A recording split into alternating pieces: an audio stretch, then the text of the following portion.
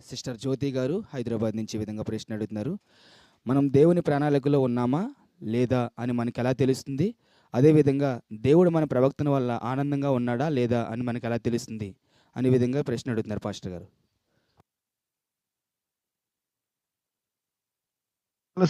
చాలా సింపుల్ అమ్మా. దేవుని చిత్తము, దేవుని ప్రణాళిక బైబిల్లో రాసింది. మనం ఎలా ఉంటే దేవుడు సంతోషిస్తాడో కూడా రాసింది. అందుకే ఇప్పుడు ఏదైనా రిఫ్రిజిరేటర్ కానీ, ఒక ఫ్రిడ్జ్ కానీ, ఇంట్లో ఉన్నటువంటి ఒక ఎలక్ట్రానిక్ వస్తువులు కొన్నప్పుడు వారు ఒక మాన్యువల్ ఇస్తారు. అది ఇలా వాడండి, స్టెప్ 1, స్టెప్ 2, స్టెప్ 3, మొట్టమొదటిగా ఈ పని చేయండి, రెండవదిగా ఈ పని చేయమని ఉంటుంది. దాని ప్రకారం చేస్తే ఆ ఫ్రిడ్జ్ బాగానే పనిచేస్తుంది. అలాగనే దేవుడు బైబిల్ అనేటువంటిది మానవులందరికీ ఒక మాన్యువల్గా ఇచ్చాడు. దానిలో ఆయన చిత్తాన్ని రాశాడు, ఆయన ప్రణాళిక రాశాడు. ఆ విధంగా మనం ఉన్నామా లేదని చెక్ చేసుకుంటే సరిపోతుంది. ఉదాహరణకి, మీరు ఈ లోక మర్యాదను అనుసరింపక ఉత్తమమును అనుకూలమైన దేవునికి సజీవంగా మీ శరీరం సమర్పించుకోమన్నాడు. మొదటి తెస్సలోనికే 4:5 వచనాల్లో మరి మీ ఘటమును మన దేహమును పరిశుద్ధాత్మ మార్గంలో నడిపించుకోమని ఉంటుంది.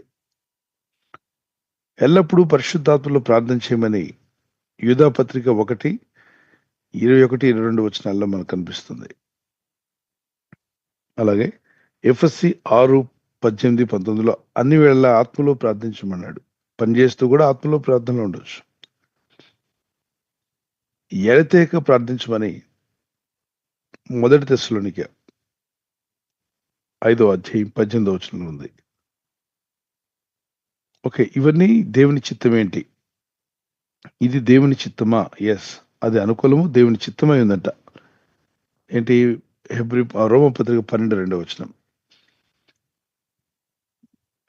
మరి మొదటి తెస్సలోనికే 4:5 వచనం కూడా దేవుని చిత్తమై ఉందన్నాడు. ఎల్లప్పుడూ స్తుతించుట, అన్ని విషయాల్లో కృతజ్ఞతా స్తుతులు చెల్లించుట దేవుని చిత్తమై ఉంది. మొదటి తెస్సలోనికే 5:16 వచనం. ఎల్లప్పుడూ ప్రార్థించడం కూడా దేవుని చిత్తమే. మనము దేవునిలో ఉన్నామా లేదని పరీక్షించుకోవచ్చు. ఇప్పుడు కార్ ట్యాంక్లో పెట్రోల్ ఎంత ఉంది లేదు, డీజిల్ ఎంత ఉంది లేదు తెలిసిపోతుంది. మీరు అక్కడ గేజ్ కనిపిస్తుంది మీకు. అలాగే మీ ఆత్మలో వాక్యాన్ని కలిగి ఉన్నారా లేదని మీకు అర్థమైపోద్ది. అంటే ఏ విషయంలోకి వెళ్తున్నా మీకు వాక్యం గుర్తొస్తూ ఉంటుంది. దేవుని వాక్యాలు మనకి జ్ఞాపకం వస్తూ ఉంటాయి ప్రార్థన చేస్తున్నప్పుడు, వాక్యం ధ్యానిస్తున్నప్పుడు. అంతేకాకుండా యోహాను సువార్త 15:1-7 వచనం, మీరు నా యందు నిలిచి ఉండి అప్పుడు నేను మీ యందు నిలిచి ఉందును, ఎవడు నా యందు నిలిచి ఉన్న వాడు బహుగా ఫలించును అన్నాడు. సో దేవుని యందు మనం నిలిచి ఉన్నామా లేదా మీ మనస్సాక్షి చెప్తుంది. చూడండి, కొంతమంది అంటుంటారు,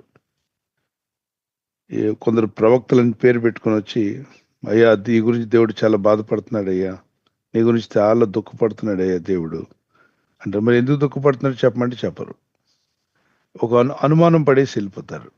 ఈ అనుమానంతో ఈ వ్యక్తి దేవుడు దుఃఖపడుతున్నాడా, నేనేం చేశాను అని చెప్పి ఇతను అనుమానంలో పడేస్తారు.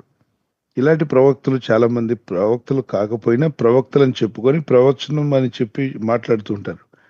అవి విని మోసపోకండి. వాక్యాన్ని చదవండి. వాక్యం చదివి ప్రార్థనతో దేవునితో కనెక్ట్ అవ్వండి. ఆది యందు వాక్యం ఉండేను, వాక్యం దేవుని యొద్ద, వాక్యమైన దేవుడు మన చేతికి బైబిల్ రూపంలో ఇచ్చాడు కనుక దాన్ని చదవండి, ప్రార్థన చేయండి. మా ధైర్యంగా ఉండండి. God bless you. Vani mercy గారు వైజాగ్ నుంచి ఈ విధంగా ప్రశ్న అడుగుతున్నారు. వాక్య వివరణ మత్తయి సువార్త 7:6 వచనం వాక్య వివరణ అడుగుతున్నారు పాస్టర్ గారు. పరిశుద్ధమైనది కుక్కలు పెట్టకుడి, మీ ముత్యములను పందిల ఎదుట వేయకుడి, వేసిన ఎడ్ల అవి ఒకవేళ వాటిని క్రాళ్ళతో తొక్కి మీ మీద పడి మిమ్మల్ని చీల్చివేయను అని ఒక వాక్య వివరణ అడుగుతున్నారు పాస్టర్ గారు. ఏసమ్మా, మత్తయి సువార్త 7:6 వచనంలో ఉంటుంది కదా, ప్రభు అంటాడు, మరి మీ ముత్యాలన్నీ కూడా, ముత్యము అంటే విలువైంది కదా, మీ ముత్యములు అన్నప్పుడు చాలా విలువైనవి. పరిశుద్ధమైనది కుక్కలకు వేయకుడి. పరిశుద్ధమైనది కుక్కలకు వేయద్దు.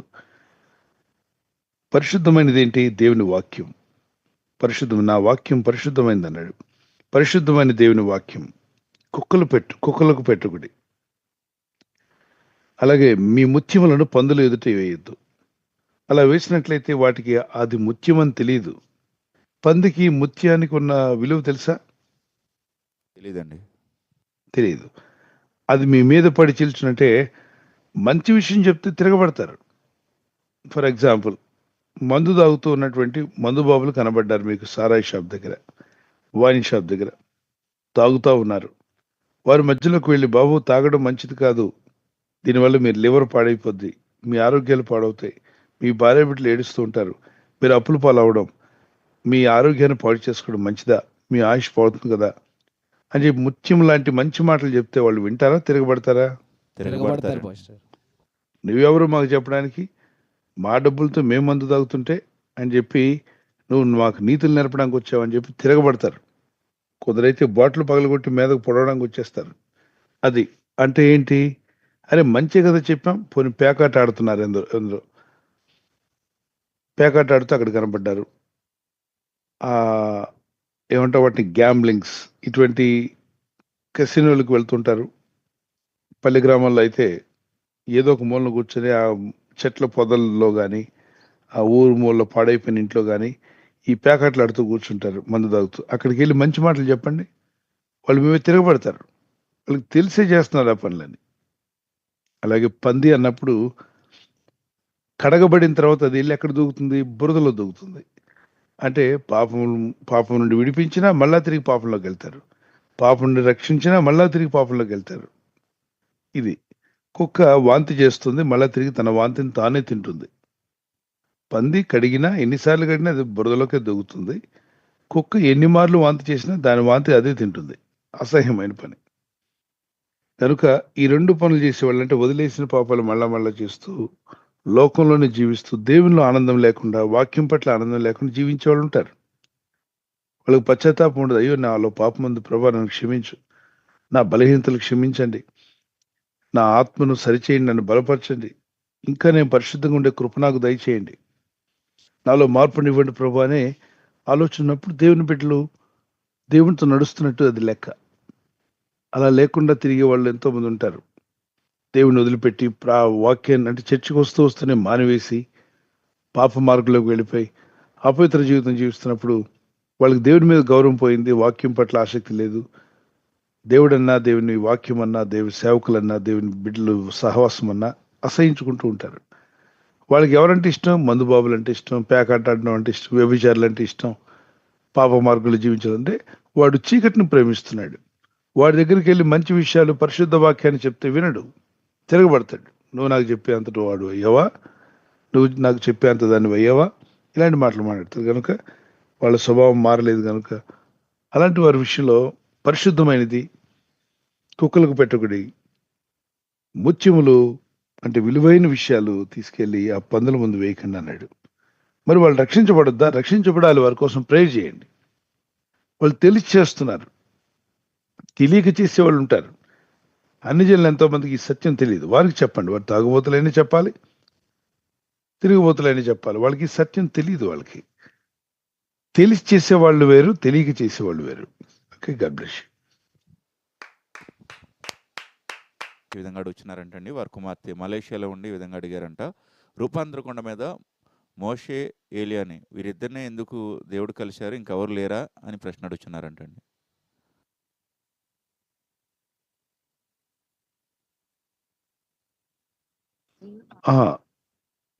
మోషే దేనికి ప్రతినిధిగా కనిపిస్తున్నాడంటే ఇజ్రాయేలీలను ఐగుప్తు నుండి విడిపించాడు.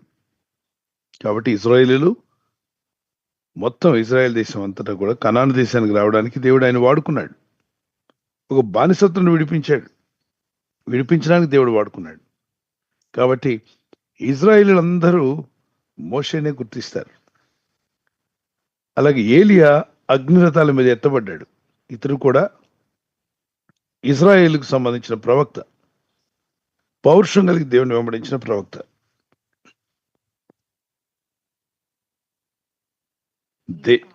దేవుని వెంబడించడంలో పౌరుషంగా నిలబడిన వ్యక్తి ఎవరంటే ఏలియా. దేవుని ఇల్లంతట్లో నమ్మకస్తుడు ఎవరంటే మోషే. ఇప్పుడు మీరు ఎవరితో ఎక్కువగా మీరు కొన్ని విషయాలు, రహస్యాలు మాట్లాడతారు? నమ్మకస్తులతోనా, అపనమ్మకస్తులతోనా? నమ్మకస్తులతోటండి. కదా. దేవుని ఇల్లంతట్లో నమ్మకస్తుడని పేరు పొందాడు ఎవరు? మోషే గారు. మోషే, సాత్వికుడు. ఇజ్రాయేల్ విషయాలు మాట్లాడుతున్నాడు. అలాగే ఏలియా పౌరుషం కలిగి దేవుని కొరకు జీవించాడు, అగ్ని రథాల్లో కొనుపోబడేంత వరకు.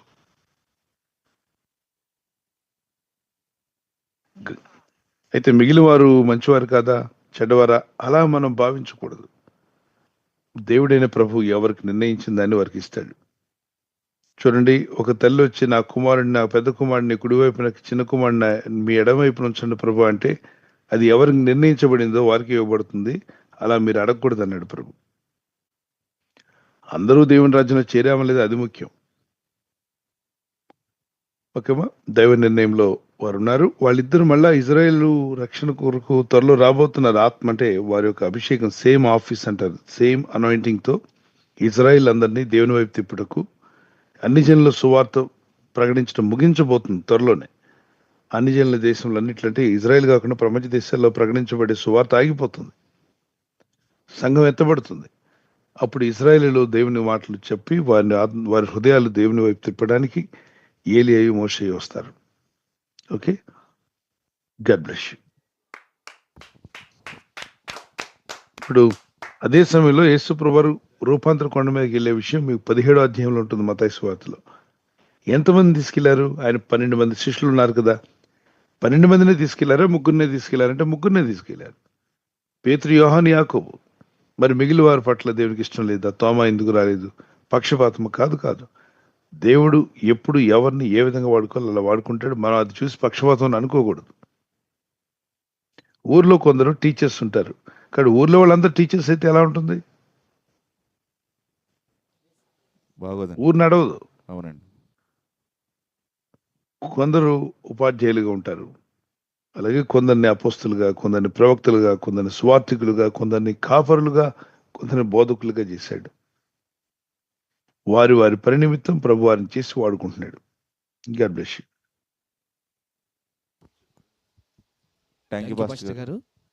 తర్వాత ప్రశ్న సిస్టర్ రోజ్మేరీ గారు బెంగళూరు నుంచి ఈ విధంగా ప్రశ్న అడుగుతున్నారు పాస్టర్ గారు. మేము బయటికి వెళ్ళినప్పుడు నపంసకులు భిక్షాకాటము అడిగారు, వారికి డబ్బులు ఇచ్చాము, వాళ్ళు ₹1 మమ్మల్ని నెత్తి మీద చేపెట్టి బ్లెస్ చేశారు. ఇది చూసిన వారు మీ మీద ఉన్న అభిషేకం పోతుంది అంటున్నారు. ఇది ఎంతవరకు వాస్తవం అని అడుగుతున్నారు పాస్టర్ గారు.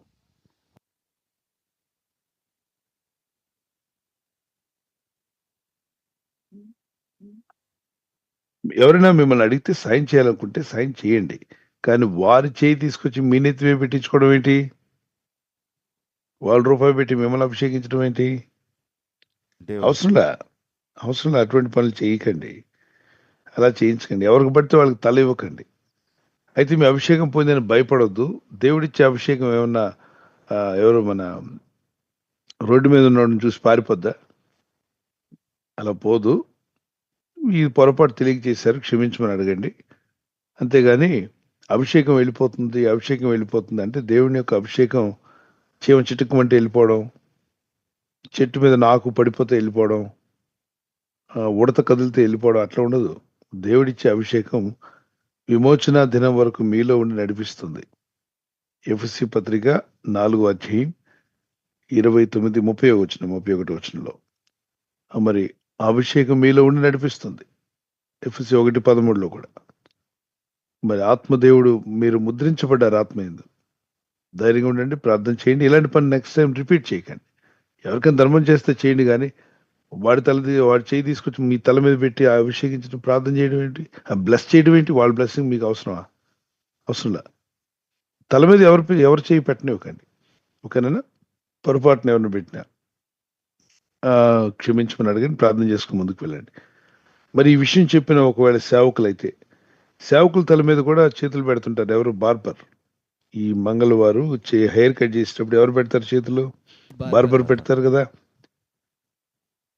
తల మీద చేతులు పెడితే మరి ఆయన మందు తాగుతాడో, సిగరెట్ తాగుతాడో, ఖైనీ తింటాడో, వ్యభిచారో మనకేం తెలుసు? అందులో మంచిగా ఉన్న వాళ్ళు ఉంటారు, మంచిగా లేని వాళ్ళు కూడా ఉంటారు. చెడు అలవాట్లు కలిగిన వారు ఉన్నారు, చెడు అలవాట్లు లేని వారు ఉన్నారు. మరి మీరు హెయిర్ కట్ చేయాలనుకున్నారు, వాడు మీ తల మీద చేతులు పెడతాడు, సేవకుడు తల మీద చేతులు పెడతాడు, హెయిర్ కట్ చేస్తాడు. మరి అభిషేకం పోతుందా? పోదు. ఎందుకంటే మనం అక్కడ ఆత్మలో ఏకీవించలేదు. గెజ్జే హెయిర్ అన్నాం అంతే.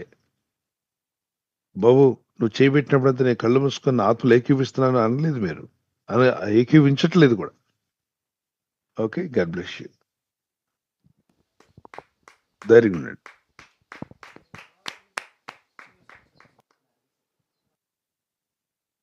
థ్యాంక్ యూ పాస్టర్ గారు. జ్యోతి సాల్మన్ గారు అమెరికా దేశం నుంచి అడుగుతున్నారండి. కొన్ని బొమ్మలు లాంటివి ఇంట్లో గృహాల్లో షోకేసెస్లో పెట్టుకోవచ్చని స్క్రీన్లో చూపిస్తున్నటువంటి విధంగా ఇలాంటి బొమ్మలు గృహాల్లో పెట్టుకోవచ్చా లేదా అని అడుగుతున్నారు పాస్టర్ గారు.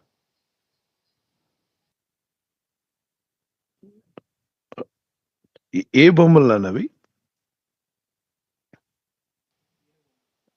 ఏనుగు బొమ్మలు లాంటివి కొన్ని కొన్ని ఉంటాయి కదా పాస్టర్ గారు, వాటిని గృహాల్లో పెట్టుకోవచ్చా లేదా అని స్క్రీన్లో చూపిస్తున్నారు సహోదరి. యానిమల్ పిక్చర్స్ అంటే పిల్లల కోసం ఆడుకోవడానికి. మంకీ ఉండొచ్చు, ఎలిఫెంట్ ఉండొచ్చు, డాగ్ పిక్చర్స్ ఉండొచ్చు, అవి తయారు చేసినవి ఉండొచ్చు. చిలకలని, పావురాలని రకరకాలుగా చెక్కలతో చేస్తారు. కొండపల్లి బొమ్మలని, తర్వాత ప్లాస్టిక్ ఇప్పుడు చైనా బొమ్మలని అనేకం వచ్చాయి కదా.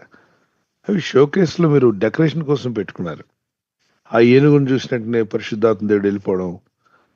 ఈ మధ్య కొంతమంది ఉన్నారు, ఒకరింట్లోకి వెళ్ళడానికి అయ్యా దేవుడు వద్దంటున్నాడు అయ్యా, మీ ఇంట్లోకి రానంటున్నాడు అయ్యా అన్నారంట. ఆ ఇంటి అతను అదేంటమ్మా దేవుడు రానంటావు ఏంటి, మిమ్మల్ని రమ్మన్నాం కదా అంటే, దేవుడు నాకు చెప్తున్నాడు అయ్యా మీ ఇంట్లోకి వెళ్ళొద్దు అంటున్నాడు. ఎందుకు అంటే మీ ఇంట్లో ఏదో ఆటంకమైంది ఉందంట అయ్యా. ఏంటి ఉందండి? ఆ గుమ్మానికి, పాతకాలపు గుమ్మాల్లో ఈ ఖనిజి దుప్పి బొమ్మ, దుప్పి పుర్రె పెట్టి దాని కొమ్ములు ఉంటాయి. ఎప్పుడు గమనించారా? అవునండి. ఇంటి ద్వారబంధానికి దుప్పిలా దాని ముఖము, దాని మీద దాని కొమ్ములు అలా పెట్టేసి ఉంటాయి. ఓకే, అలాంటిది ఈ మధ్య ఏదో చైనా వాళ్ళు ప్లాస్టిక్ దాంతో దేంతో తయారు చేసిందని పెట్టుకున్నారు వీళ్ళు డెకరేషన్ కోసం. పాతకాలపు యాంటిక్ లుక్ కోసం పెట్టుకున్నారు. ఈ ప్రవక్తని చెప్పుకుంటే నేనేమో దేవుడు వద్దంటున్నాడయ్యా, బాధపడుతున్నాడయ్యా, ఎందుకంటే అది తీసేయాలంట. ఈయన ఎప్పుడు చూసినాడు అలాంటివి ఉంటాయని. సో కొత్తగా చూసినట్టున్నాడు, అది దెయ్యం అంటున్నాడు. అది దెయ్యం ఎందుకు అయింది? అది ప్లాస్టిక్ బొమ్మ, అది డెకరేషన్ పెట్టుకున్నారు, డెకరేషన్ కొరకు పెట్టుకున్నారు. ఓకే, అలాంటి గెస్ట్ హౌస్లో మేము ఉన్నాం. ప్రార్థనలు జరిగాయి అప్పుడప్పుడు. కొన్నిసార్లు పల్లెల్లో, గ్రామాల్లో వెళ్ళినప్పుడు కొన్ని గెస్ట్ హౌస్లో అవి ఉన్నాయి. మేము చూసాం, వాటిని చూసాం, పిక్చర్ కూడా తీసుకున్నారు. అయ్యా మొక్కడానికి పెట్టలే వాళ్ళు, దేవుడు పెట్టిన జీవే, కాకపోతే దాన్ని ఎముకలు తెచ్చి పెట్టుకున్నారు. ఆ డెకరేషన్ కింద పెట్టుకుంటారు. కొందరు ఇంకేవో వస్తువులను పెట్టుకుంటారు. అవన్నీ మొక్కడానికి పెట్టకండి. ఆ తర్వాత తాబేలు ఇంట్లో ఉంటే మంచిదని అలా అనుకొని తెస్తే తప్పే. తాబేలు ఉంటే దీవెనలు వస్తాయి, ఏనుగుంటే దీవెనలు వస్తాయి, కోతుంటే దీవెనలు వస్తాయి. అలా అనుకుంటూ జంతువు మీకు దీవెన తేదు. జంతువుల కన్నా శ్రేష్ఠులు మనుషులు. కనుక దేవుడు మనిషిని తన పొలుకులో చేశాడు, జంతువుని చేయలే అలా. కనుక జంతువులు పెట్టుకుంటే దీవెనలు రావడం ఏంటి? అలా రాదు. కాబట్టి మీరు డెకరేషన్ కొరకు ఏవి ఇంట్లో పూలు పెట్టుకుంటారు, ఫ్లవర్స్. అదే ఫ్లవర్స్ని చనిపోయిన సమాధి మీద కూడా వేస్తారు. సమాధి మీద వేసే ఫ్లవర్స్ మీ ఇంట్లో ఎందుకు ఉండాలని ప్రశ్నిస్తామా? లేదే. చైనా ఫ్లవర్స్ ఉంటాయి. ప్రతిదానికి భయపడి ఉలిక్కిపడేవాళ్ళు ఉంటారు. ఆ ఇంటి అతను, మీ దేవుడు అంత భయపడే దేవుడైతే నాకు వద్దు, నేను నమ్మనన్నాడంట. ఈ నిద్రమోహం ప్రవక్త చెప్పిన మాట వల్ల ఒక కుటుంబస్తుడు దేవుడిని నమ్మకుండా పోయాడుగా. వీడికి భయం, దాన్ని చూసి, ఆ ఖనిజ దుప్పి యొక్క కొమ్ములు చూసి దేవుడు వద్దంటున్నాడయ్యా, రావద్దు అంటున్నాడయ్యా, మీ ఇంట్లోకి నేను రానయ్యా అని పిచ్చి మాటలు మాట్లాడాడు. వాక్య జ్ఞానం లేని మాటలు. ప్రవక్తలని పేరు పెట్టుకుని ఇలా తప్పుడు మాటలు మాట్లాడకూడదు నాన్న. దేవుని చేత ఏర్పరచబడిన వాడువా, సత్యవాక్యాన్ని ప్రకటించు, సర్వలోకానికి వెళ్ళి సర్వ సృష్టికి సువార్త ప్రకటించమంటే, మీ ఇంటికి రానయ్యా, ఆ ఇంటికి రానయ్యా, మీ ఇంటి ముందు ఏదో ఉందయ్యా, తీసేయండి అయ్యా, అప్పుడే వస్తానయ్యా. ఇదంతా వీళ్ళ మనసులో పుట్టిన ఆలోచనలు. అవి వాక్య జ్ఞానం లేక వీళ్ళ ఆలోచనలో నుండి మాట్లాడుతున్నారు. దేవుని బిడ్డలారా, ఒకసారి పర్మిషన్, మేము వెళ్తున్న దారిలో ఒక పంతులు గారు, అయ్యా లోపలికి వచ్చి చెప్పండి సువార్త అన్నాడు. ఆయన చాలా కాలం క్రితం మేము వీధిలో సువార్త చేస్తుంటే ఆ సత్యవాక్యాలు, ఆ పాటలు కొంచెం లోపలికి వచ్చి చెప్తారా, మా భక్తి సమాజం ఉంది అన్నాడు. మీరు పర్మిషన్ ఇస్తే చెప్తామని చెప్పాం. చెప్పండి, ఏ దేవుడైనా మాకేంటి చెప్పండి అన్నాడు. మరి మేము లోపలికి వెళ్ళి ఓ సువార్త చెప్పాం. అదొక గుడి. గుడిలో అందరూ ఉన్నారు. అక్కడ భక్తి సమాజం ఉంది. ఆ పంతులు గారికి యేసు ప్రభు అంటే ఇష్టం అంట. ఆయన పంతులు గారి పని చేస్తున్నాడు. చేస్తున్నప్పటికీ ఆయనకి యేసు ప్రభు పట్ల ఒక అభిప్రాయం ఉంది. మా భక్తులకు కూడా ప్రార్థన చేయండి అన్నాడు. వాక్యం చెప్పాం, గుడిలోనే చెప్పాం. వారు చెప్పమని పర్మిషన్ ఇచ్చారు, రమ్మని పిలిచారు. సో ఆ తర్వాత ప్రార్థన చేశాం. అక్కడి నుండి బయలుదేరి వెళ్ళాం. సో మిమ్మల్ని ఎవరు ఎక్కడ రమ్మన్నా మీరు వెళ్ళొచ్చు, సువార్త చెప్పొచ్చు అని చెప్పి అవివేకంగా ప్రవర్తించొద్దు. కొందరు కుట్రపూరితంగా రమ్మంటారు.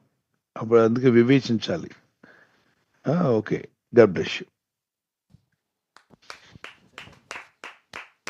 శ్రీకాకుళం నుంచి అడుగుతున్నారండి. సహోదరు ఏమీ చదువుకోలేదంట, కానీ పరిశుద్ధాత్మ చేత తాకబడ్డారు అని తెలియపరుస్తున్నారు. భాషలు మాట్లాడేవారు కూడా ఉన్నవారు చదువు లేకుండా ఉంటారు. వారు దేవునితో మాట్లాడుతున్నట్లేనా అని బైబిల్ వాక్యం సెలవిస్తుంది. అనగా బైబిల్ చదివినా భాషలు మాట్లాడినా ఈ రెండు కూడా ఒకటేనా అని అడుగుతున్నారు పాస్టర్ గారు. బైబిల్ చదివినా భాషలు మాట్లాడినా ఈ రెండు కూడా ఒకటేనాడు అని అడుగుతున్నారు పాస్టర్ గారు. బైబిల్ చదవడం అనేది నీ వాక్య ధ్యానం, దేవుని యొక్క మనసు, దేవుని ఆలోచనలు, మనల్ని ఎలా బ్రతకమన్నాడు, ఏ విధంగా ప్రార్థించాలి, ఏ విధంగా దేవునితో కనెక్ట్ అవ్వాలి, మీ ఆత్మీయ జీవితాన్ని ఎలా బలపరుచుకోవాలి, ఇతరులతో ఎలా ప్రవర్తించాలి, ఈ లోకంలో ఉన్నప్పుడు ఎలా బ్రతకాలన్నది బైబిల్ వాక్యం నేర్పిస్తుంది. భాషలతో మాట్లాడడం అనేది ప్రార్థన. వాళ్ళు ప్రార్థన చేస్తారు.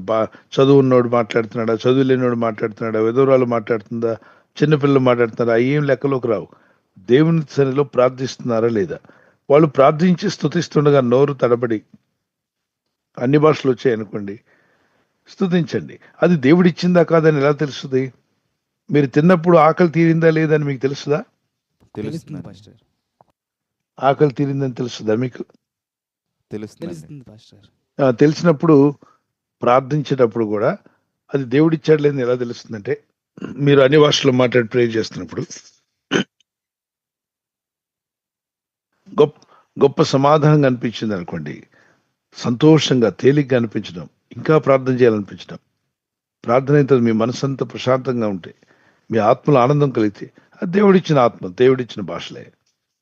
ఓకే, అలా కాకుండా ఎంతసేపు మాట్లాడినా దుఃఖము, బాధ, విచారము, లోక ఆలోచనలు, దేవుని పట్ల ఆసక్తి లేకపోవడం, ప్రార్థన చేయాలనిపించకపోవడం అంటే అది దేవుడు ఇవ్వలేదు, నీకు నువ్వుగా ప్రయత్నం చేస్తున్నావు. అది ఈ రెండింటికి ఉన్న అర్థం అది. ఇప్పుడు ఖాళీ ప్లేట్లో అన్నం తిన్నట్టుగా నటించారనుకోండి, మీకు తృప్తి కలుగుతుందా? కలగదండి. మరి నిజంగా ఆహారం తింటే తృప్తి కలుగుతుంది. అది మనం కావాలని చేస్తే గాలిలో భోంచేసినట్టు, గాలి భోంచేసినట్టు తృప్తి రాదు. నిజంగా దేవుని ఆత్మ ఇచ్చుంటే తృప్తి కలుగుతుంది ఆ వ్యక్తికే, పక్కన ఉన్నోడుగా అవసరంలా. ఇంకా భాషల్లో మాట్లాడే వాళ్ళని ఆటంకపరచకండి, మాట్లాడే వాళ్ళు మాట్లాడినివ్వండి. దేవదూతల భాషలు వచ్చాయా, అది దేవదూతతో మాట్లాడుకో. అలా మాట్లాడేవాడిని మెంటలోడు అని చెప్తాను. మెంటల్ వాళ్ళగా ప్రవర్తించకండి. దేవదూతల భాషలతో దేవుని స్తుతిస్తారు. దేవుడిస్తే, ఒకవేళ భాషావరం ఇస్తే భాషావరంతో దేవుని స్తుతించి దేవునితో మాట్లాడతారు. అలాగే మనుషుల్లో ఇవ్వబడిన భాషలు ఇస్తే దేవుని కనపరుస్తారు. మీకేంటి రోగం? ఆ వ్యక్తి దేవుని స్తుతించడమే కదా కావాలి. కనుక ఆటంకపరచకండి. దేవుని స్తుతించనివ్వండి, ప్రార్థన చేయనివ్వండి, దేవుని ముందుకు సాగండి. God bless you.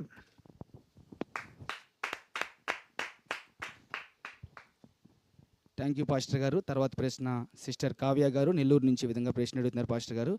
దురాత్మలు మనల్ని ఎందుకు ఆవరిస్తాయి అనే విధంగా ప్రశ్న అడుగుతున్నారు పాస్టర్ గారు.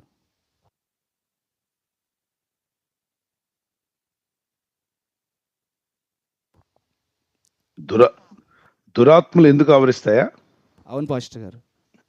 వాటికి బాడీలు లేవు. దురాత్మలకి వాటికి బాడీ కావాలి. అపవిత్రాత్మలకి దేహాలు లేవు. అంటే ఏంటి? ఒక బొంది లేదు వాటికి. అవి నివాసాలు కోల్పోయినటువంటివి, తిరుగుతూ ఉన్నాయి. ఎవరైనా మనిషి దేహంలో అవకాశం దొరికితే వచ్చి వాటి కోరికలు తీర్చుకుంటాయి. ఇప్పుడు ఒక వ్యక్తి మొదట్లో కొద్దిగా చెడ్డవాడు, తర్వాత తుదను మహా చెడ్డవాడు అయ్యాడు అనుకో, ఏంటి అర్థం? బైబిల్ చెప్తుంది, మత్తయి సువార్త 12వ అధ్యాయం 41, 42, 43లో ఒక అపవిత్రాత్మ మనిషిని వదిలిపోయిన తర్వాత మళ్ళా తిరిగి వచ్చి ఆ హృదయం ఊడ్చి అమర్చబడినట్టు చూచి తనకన్నా చెడ్డవని 7 ఆత్మలు తీసుకుని వచ్చి అందులో స్థిర కాపురం చేస్తాయి. అప్పుడు వాని స్థితి మొదటి స్థితి కన్నా కడపటి మహా చెడ్డదగును అన్నాడు. అంటే మొదట్లో ఉన్న చెడుతనం కన్నా ఎక్కువ చెడ్డవాడవుతాడు. ఎందుకని సంఖ్య పెరిగింది. ఎవరి సంఖ్య పెరిగింది? మొదట్లో ఒక దెయ్యం ఉండేది, ఒక అపవిత్రాత్మ. ఇప్పుడు ఎన్ని వచ్చాయి? చాలా వచ్చింది. 7 అపవిత్రాత్మలు వచ్చాయి. 7 అంటే సంపూర్ణ సంఖ్య. పూర్తిగా చెడిపోతుంటాడు. అంటే బాగా ఒకప్పుడు కొద్దిగా ఉండే మంచిగా ఉండేవాడు అండి, ఇప్పుడు ఇలా భయంకరంగా చెడిపోయాడంటే వాడి అపవిత్రాత్మల సంఖ్య పెరిగిందని అర్థం. వాటికి నివాసం కావాలి. మనిషి దేహంలో నివసించాలని ఆశపడుతుంటాయి. వాటికి చోటు ఇవ్వకండి. Okay, God bless you. విశ్వాసంతో ముందుకు సాగండి. థ్యాంక్ యూ పాస్టర్ గారు. మాధురి గారు సొరార నుంచి అడుగుతున్నారండి. 103వ కీర్తన 10వ వచనం వాక్యం అడుగుతున్నారు పాస్టర్ గారు. మన పాపములను బట్టి మనకు ప్రతీకారం చేయలేదు, మన దోషములను బట్టి మనకు ప్రతిఫలం ఇయ్యలేదు. ఈ యొక్క వాక్యం యొక్క వివరణ అడుగుతున్నారు పాస్టర్ గారు.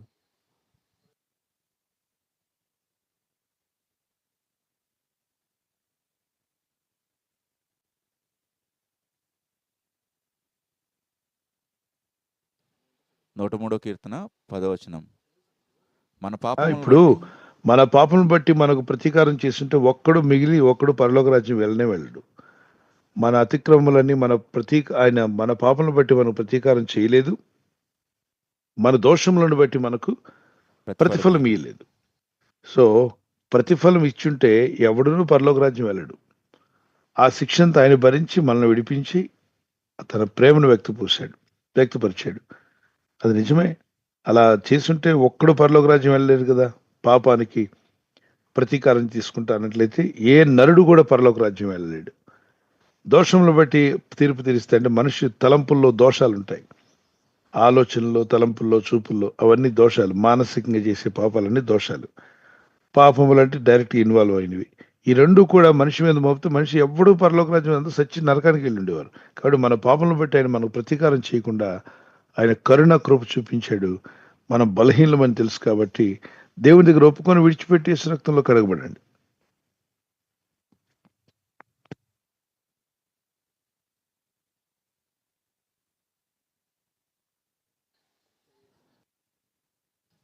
మణికుమార్ గారు మల్కాజ్గిరి నుంచి అడుగుతున్నారండి. అనేక మంది దైవ సేవకుల యొక్క వాక్యాన్ని వినవచ్చా అని అడుగుతున్నారు. అదేవిధంగా వారానికి ఒక సంఘానికి మేము వెళ్ళవచ్చా అని అడుగుతున్నారు పాస్టర్ గారు.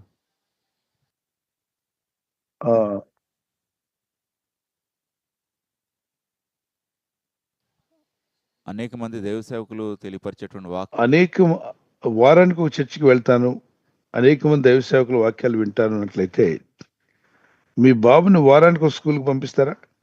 పంపించరండి. ఈ వారం ఈ స్కూలు, వచ్చే వారం వేరే స్కూల్కి వెళ్ళరా, వచ్చే వారం వేరే స్కూల్కి వెళ్ళరా అంటే వాడికి చదువు వస్తుందా? రాదండి. అలాగనే మంచి స్కూల్ ఏదైనా ఏర్పాటు చేసుకుంటారు. బాగా చదువు చెప్పే స్కూల్ ఏది వెతకండి. మీ బాబుకు చదువు రావాలంటే ఎక్కడ తీసుకెళ్ళాలి? ఒక స్కూల్లో సరిగ్గా చదువు రాకపోతే స్కూల్ మార్చొచ్చా? మార్చొచ్చు. ఆ మార్చే టైంలో బెటర్ స్కూల్ ఎత్తుకుంటామా లేదా?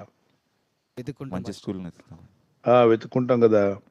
అలాగే సంఘాల్లో కూడా ఏది పడితే అది వినొద్దు. ఏ సంఘం పడితే ఆ సంఘము, ఏ డినామినేషన్ అట్లా కాదు. అందరి పట్ల ప్రేమ కలిగి ఉండండి, కానీ అన్ని బోధలు వినొద్దు. వాక్యానుసారమైన బోధ ఎక్కడుంది? వాక్య ప్రకారంగా బోధిస్తున్న సేవకులు వాక్యాన్ని ఉన్నదన్నట్టుగా విడమర్చి చెప్పేటువంటి దేవుని వాక్య బోధన ఎక్కడ, ఏ వాక్యం వింటే నీ హృదయంలో కనెక్ట్ అవుతున్నావు, నువ్వు వాక్యాన్ని అర్థం చేసుకోగలుగుతున్నావు, దేవునితో నడవగలుగుతున్నావు, ఇవన్నీ ఒక లెక్క. అలాగే మీ ఆత్మీయ ఎదుగుదల ఉందా? ప్రార్థనలు ఎదగలుగుతున్నారా? స్పిరిచువల్గా మీరు సరిచేయబడ్డారా? గద్దింపు ఉన్నదా? ఆత్మీయ ఎదుగుదలకు ప్రోత్సాహం ఉన్నదా? ప్రార్థన వాక్యం చెప్తున్నప్పుడు ఎప్పుడు లోక మాటలు, లోకపు జోకులు, తర్వాత ఇతరుల మీద టార్గెట్ చేసి ప్రసంగాలు చేయడం, ఆ చర్చిలో ఎవరో ఇష్టం లేని వ్యక్తి మీద, ఆ వ్యక్తి చర్చి నుండి వెళ్ళిపోయేదాకా ఆ వ్యక్తి మీద టార్గెట్ చేసి బోధించడం, ఆ చర్చిలో ఉన్న విశ్వాసులు మిస్టేక్స్ తీసుకుని వాటిని ప్రసంగం చేసి ఎగతాళి చేయడం, హేళన చేసే విధంగా, తర్వాత 2 వర్గాలుగా విడిపోవడం, కులపిచ్చి, మీ వర్గం ఏంటి, మా వర్గం ఏంటి, ఈ వర్గ పిచ్చి, కులపిచ్చి, లోకం పిచ్చి ఉన్నోళ్ళ దగ్గరికి వెళ్ళొద్దు. ఇక్కడ వాళ్ళే బంధకాల్లో ఉన్నారు. వాళ్ళు మీకేం విడుదలిస్తారు? వాళ్ళు సేవకులని చెప్పుకున్నా బంధకాల్లో జీవిస్తున్నారు. కనుక వాక్ కులపిచ్చి లేకుండా, ధనపిచ్చి గాని, కులపిచ్చి గాని లేకుండా వాక్యం ఉన్నదున్నట్టుగా అందజేస్తున్న దైవ సేవకులు ఉంటారే, అక్కడికి వెళ్తే మీకు వాక్యం అందుతుంది. మీ బాబుని, పాపని స్కూల్‌కి పంపించినప్పుడు చక్కగా డిసిప్లిన్‌గా నేర్పించే స్కూల్‌కి పంపించారు. వాక్యం చదువు నేర్పించారు. అలాగనే సంఘాలు కూడా అనేక సంఘాలు ఉండొచ్చు. కానీ అన్ని సంఘాల్లో మన ఎన్నో స్కూల్స్ ఉన్నాయండి. అన్ని స్కూల్‌కి మన పిల్లల్ని పంపిస్తామా? అన్ని చోట్ల చదువే చెప్తారు. చదివే చెప్తారు కానీ పంపించమే. మనం సెలెక్ట్ చేసుకుంటాం. ఈ స్కూల్ బాగుందా? క్రమశిక్షణ బాగుందా? పిల్లలకి చక్కగా నేర్పిస్తున్నారా? డిసిప్లిన్ ఉందా? చదువు ఒకటే కాదు, వ్యక్తి క్రమశిక్షణ కూడా నేర్పాలి పిల్లలకి. అప్పుడు మనం అక్కడ జాయిన్ చేస్తాం. అలాగే సంఘం అంటే ఊరికే చర్చికెళ్ళి రావడం కాదు. ఏసీ ఉందా లేదా? ఎక్కువ మంది వస్తున్నారా? తక్కువ మంది వస్తున్నారా? అక్కడ పెడుతున్నారా? లేకపోతే అక్కడ ఇంకేమైనా ఆకర్షణీయమైనటువంటి మాటలు ఏమైనా ఉంటున్నాయా? లైట్లు బాగా వెలిగిస్తున్నారా? ఇదంతా బాహ్యమైనవి. ఇవి చూసుకుని ఈ చర్చికి వెళ్ళకూడదు మనం. ఇప్పుడు స్కూల్ భవనాన్ని చూసి పిల్లోడిని జాయిన్ చేస్తామా? చదువు బాగా చెప్తారని జాయిన్ చేస్తామా? చదువు బాగా చదువు బాగా చెప్తారండి. చెప్తారండి. ఆ స్కూల్ భవనం ఎలా ఉంటే మనకేంటి? జీవితకాలం అంతా బాబు అక్కడ ఉండబోవట్లేదు. చదువు నేర్చుకోవాలి. చదువు వస్తుందా లేదా? అది ముఖ్యం. కాబట్టి మా భవనం చాలా పెద్దది. మా స్కూల్ బిల్డింగ్ చాలా పెద్దది. మా చర్చ్ బిల్డింగ్ చాలా పెద్దది. అందరికన్నా మా దగ్గర ఏసీ ఉంటుంది. ఇదంతా డబ్బా. ఇది డంబం. ఈ డంబం జోలికి వెళ్ళకండి. వాక్యానుసారంగా బోధ ఉందా? వాక్య ప్రకారంగా ప్రకటిస్తున్నారా? ప్రార్థన ఉందా? పరిశుద్ధాత్మ నమ్ముచున్నారా? ఆత్మవరాలు, ఫలాలు పట్ల వాళ్ళకి విశ్వాసం ఉందా? ఎస్. మారు మనసు తగిన ఫలాలు కలిగి ఉన్నారా? నీతి ఫలాలు ఫలిస్తున్నారా? వెళ్ళండి. అంతే. వారానికి చర్చి మారిస్తే మీ ఆత్మీయ స్థితి అయోమయంగా అగోచరంగా మారిపోతుంది. అధోగతిగా మారిపోతుంది. కనుక మీరు తెలుసుకోవడానికి కావాలంటే వెళ్ళి అబ్జర్వ్ చేసి వచ్చేసి సరైన సంఘంలో జాయిన్ అయిపోండి.